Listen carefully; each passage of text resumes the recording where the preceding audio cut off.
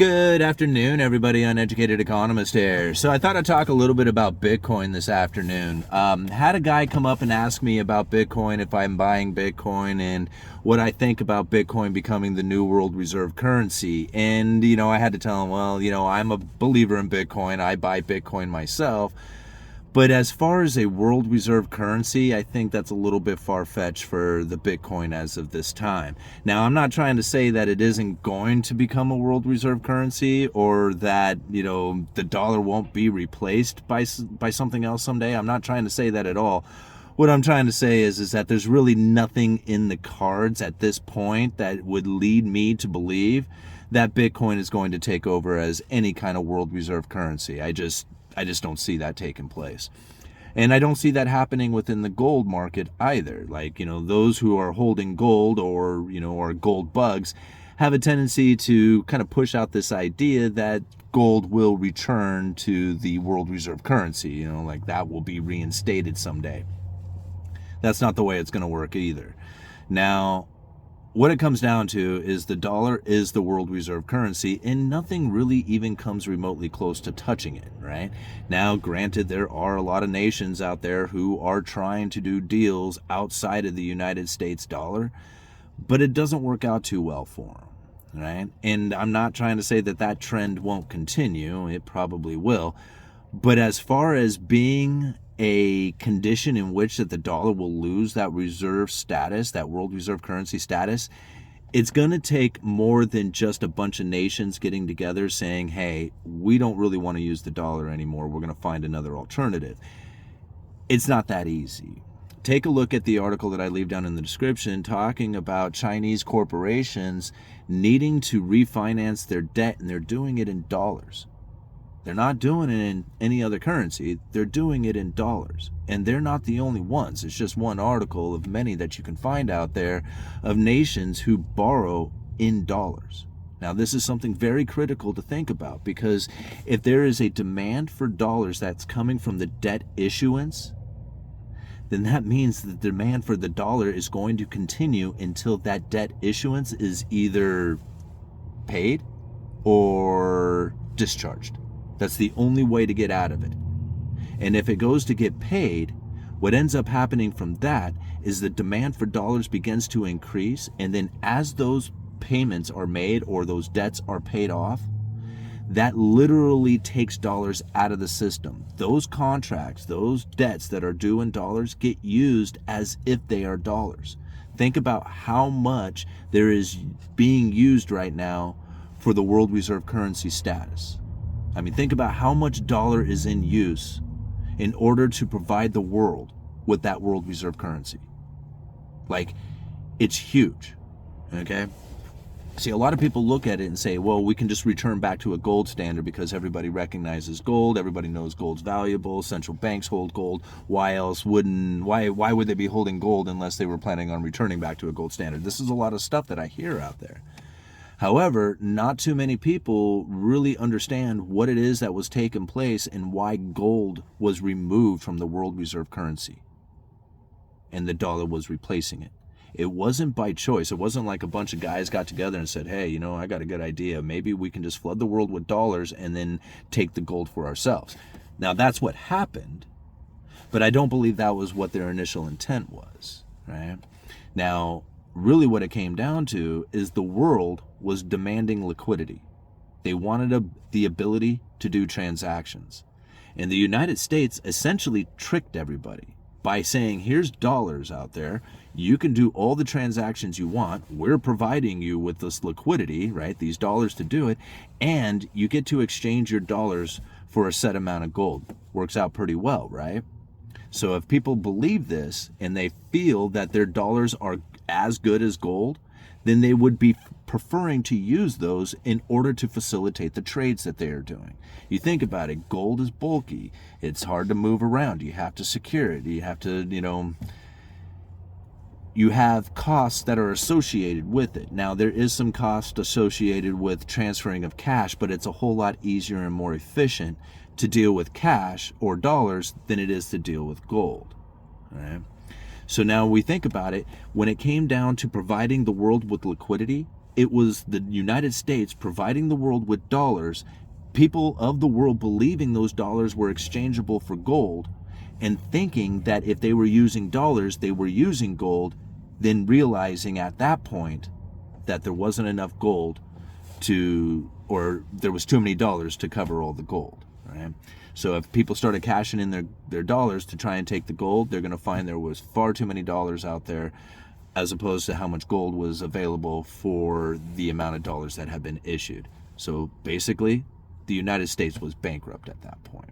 That's when we ended the gold standard in the early 70s. That's when Nixon ended it, the whole Bretton Woods thing. Now, when we think about this from the Bitcoin side of things, right? Bitcoin is very similar in the sense that it's like gold, right? It's like a digital form of gold. Now, I know a lot of the gold bugs out there and, Bitcoin enthusiasts might say, no, these two are not even close to the same. No, they really are. They really are the same when you think about it from a transaction, world reserve currency status, right? Gold and Bitcoin are very similar to each other, right? In the sense that there's no one nation that is the major producer of it. It's world, right? World recognized. Every nation has it, right? Both gold and Bitcoin. These things are made, or not necessarily made to, but have been in a position in which they can facilitate trades. And whether or not you have gold here in the United States, it's the same gold that would be in China or Russia or anywhere else you are at. Same thing with Bitcoin. These two are very similar in that fashion. However, if you want to do the transaction in gold, again, there's a lot of shipping, security, all kinds of issues that come in with the transferring of gold from one person to another. Bitcoin, almost instantaneous, and all you need is an internet connection. So very simple to use Bitcoin, cumbersome to use gold, but both of them are very similar in that fashion. Can Bitcoin take over as a world reserve currency? Absolutely it can, right? Now, what we would need to see is nations out there, corporations, everybody else borrowing or using Bitcoin for their transactions. It's not taking place. They're not borrowing in Bitcoin. They're not doing transactions in Bitcoin. And I shouldn't say that they're not doing it. What I guess I should say is that they're not doing it on a scale that is significant enough to even remotely come close to competing to the dollar. Now, again, when I think about what it is that is going to need to take place in order for Bitcoin to become that world reserve currency, is you have to think about it from Greshams Law, right? Now, this is something, again, that we have covered on this channel. I try to talk about quite a bit in the 4 economic theories, Greshams Law being one of them. Greshams Law says that bad money will chase out good. Now, we have to think about that for just a minute. Why does bad money chase out good? That doesn't make any sense. You would think if it's good money, then that would be the one that everybody would want, and bad money would just simply disappear because just the name of it alone, it's bad money. Who would want that? But you have to think about it for yourself. If you had a cash or dollars in one hand and a gold coin in the other, and you go to make a purchase with somebody, and they're like, hey, I'll take either one of those, are you really going to give up that gold coin? Or are you going to give up the dollars? Right? You're going to give up the dollars. Most people would hold on to the gold coin, give up the dollars go into circulation. That's the bad currency that is now in circulation. The good currency, the gold, gets hoarded away. So bad money chases out good. If you have Bitcoin and gold competing against the dollar and the dollar is still being used, the dollar is the bad currency. It would be very difficult for gold or Bitcoin to be introduced as the world reserve currency so long as the dollar exists. Okay?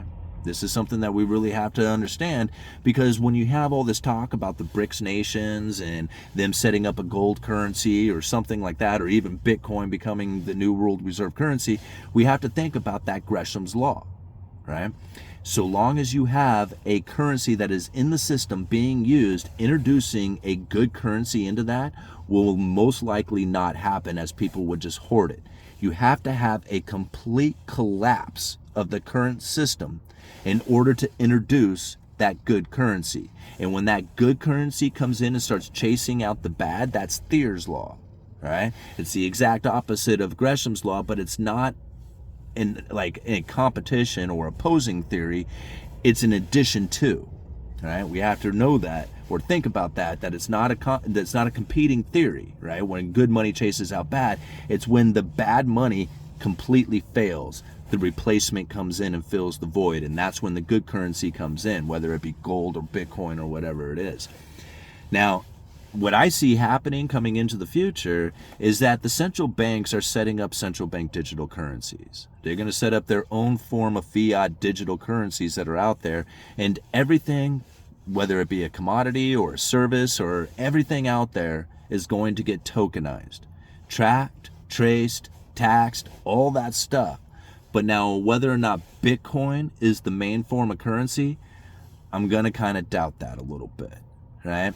Just simply because if Bitcoin or gold was introduced as a world reserve currencies, nations around the world would fail to be able to provide themselves with the fiscal policies or even the monetary policies in order to conduct economic conditions or affairs in what they feel would be in the appropriate fashion.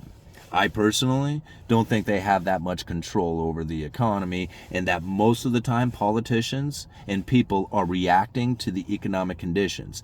They're not causing the economy to be the way it is. The economy is allowing them to be the way they are. Uneducated economist, you guys let me know.